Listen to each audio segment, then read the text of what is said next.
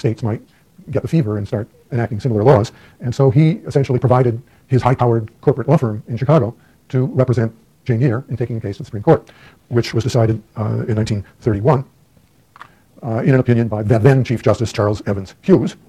And the court decided that the Minnesota law, was an invalid prior restraint. And that in the course of deciding the case, Chief Justice Hughes said that the chief purpose of the First Amendment guarantee of a free press is preventing prior restraint. The framers were conscious of that. And he went back to the history of the times and attempted to show that the framers were concerned about the possibility of prior restraints against the press. He stopped short, however, of saying that prior restraint is never permitted, that there's an absolute rule against issuing prior restraints. And that's where he quoted Holmes, as John Yoo quoted Neer quoting Holmes, that there are situations involving, for example, national security, where prior restraint might well be warranted, like disclosing, this sounds quaint these days, the sailing dates of troop ships, or the movement of troops to various places, that would disclose to the enemy what our strategy is in a war, and that during a war it would be reasonable for the government to impose prior restraints on those kinds of things. Adding to his list obscenity, that the government could get court orders against publishing obscene material. We'll revisit obscenity several times during this course. It is true that obscenity is not protected by the First Amendment at all in any medium, and that if the government finds something obscene, it can enjoin its distribution. But these days, in order to do that, the government has to have proved that it is legally obscene material, and then they can get an order saying you can't distribute that. And the court said that incitement to violence, anticipating Brandenburg, incitement to violence, could be the subject of a prior restraint. So there's not an absolute rule coming from the Neer decision that prohibits prior restraints. There are exceptions. And what Chief Justice Hughes did was give us a laundry list of exceptions. Here are some situations in which prior restraints might well be justified. True, they would be exceptional cases. But what he didn't give us is a rationale, a test, a standard for deciding in future cases what is and is not a permissible prior restraint. It did not say, the court in Neer, a prior restraint is permissible if factors A, B, and C exist, or a prior restraint is never permitted unless left it open. Gave us some examples, but not a real rationale. There was a serious dispute between, this is a 5-4 decision. It's a very close call.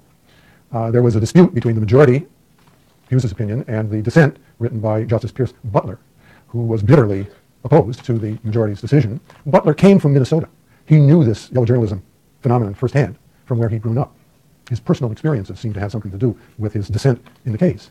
And he faulted the majority's history and analysis, saying, wait a minute, this is not like what they were doing in medieval England when the crown was censoring every printer and had this elaborate censorship apparatus. This guy, Neer, had published 9 consecutive issues of anti-Semitic diatribe that is scandalous and malicious. There's nothing predictive about this. We know what kind of journalism he does, and he can be enjoined from any further publishing of it. He had a track record. If he wanted to go legitimate, Butler, in effect, says, there wouldn't be any restriction on him at all. I don't know what Neer would do. Knowing what Neer knew how to do, I don't know how he would reform. I mean, I suppose if he wanted to put out a newspaper about gardening or baseball or something like that, the judge would not hold him in contempt for publishing a Saturday Review with entirely different content. But since what he wanted to do was write about local politics and the involvement of the authorities with the mob, he couldn't do that unless he was ready to go to jail. Because hanging over his head was the threat of being held in contempt of court for publishing something that the judge considered scandalous, malicious, or defamatory. Anything like what he had done would land him in jail. Chief Justice Hughes said that's the equivalent of the prior restraint system that they used to have in England, where the threat of being jailed hangs over your head if you publish the wrong thing. And that's why, but Butler disagreed with the fact that that kind of system didn't exist in Minnesota at all.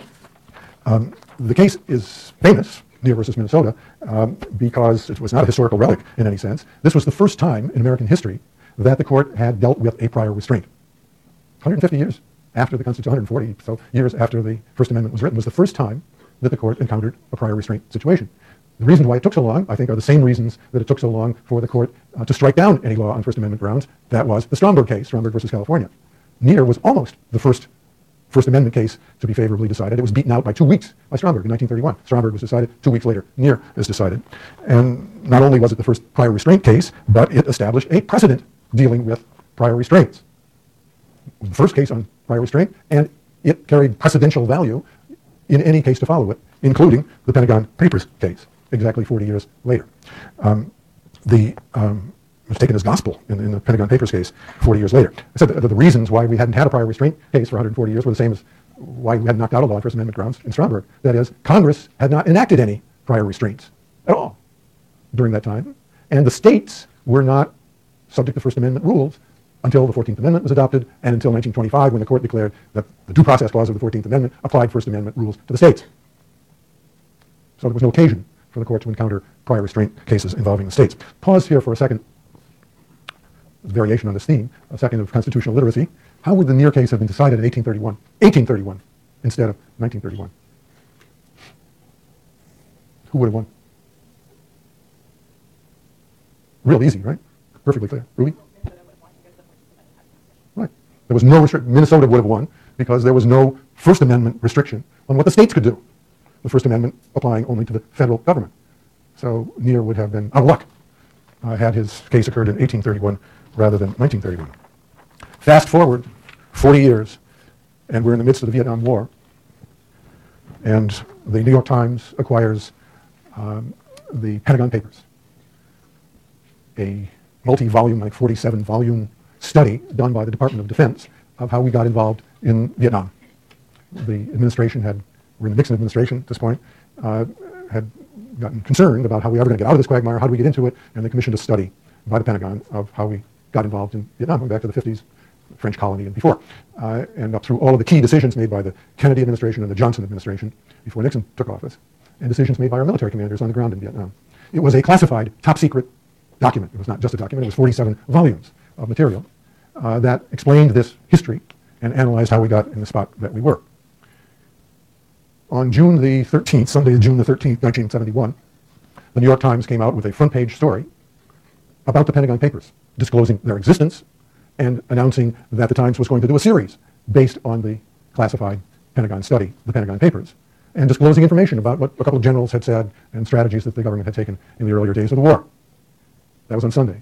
On Monday, installment number 2, on the 14th of June, installment number 2 was in the paper.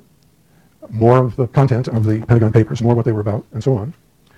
And on that day, the Attorney General of the United States, Nixon's Attorney General, John Mitchell, name may be familiar because he went to jail later on as a result of the Watergate fiasco. But he was unblemished at this point. He was Attorney General of the United States, wielding great power. He sent a telegram to Arthur Sulzberger, the publisher of the New York Times. A telegram. Some of you may know what one is, some of you may actually have seen one at some point, but that's the way people communicated in an emergency in 1971. They sent a telegram which says, "I have been advised by the Secretary of Defense that the material published in the New York Times on June 13th and 14th, captioned Key Texts from Pentagon's Vietnam Study, contains information relating to the national defense of the United States and bears a top-secret classification." In classified documents, they stamp the document, classified top secret. And there are various levels of classification, but these are classified top secret. As such, publication of this information is directly prohibited by the provisions of the espionage law. Moreover, further publication of information of this character will cause irreparable injury to the defense interests of the United States. Accordingly, I respectfully request that you publish no further information of this character and advise me that you have made arrangements for the return of these documents to the Department of Defense. Signed, John Mitchell, Attorney General. Well, the Times got the telegram and convened another meeting of its highest editors and the publisher, Sulzberger, and their new lawyer. They had to get a new lawyer because when they determined that they were going to publish the Pentagon Papers, their decades-long law firm that had represented them for many years resigned, walked out on them, saying that if you publish that, it's basically treason.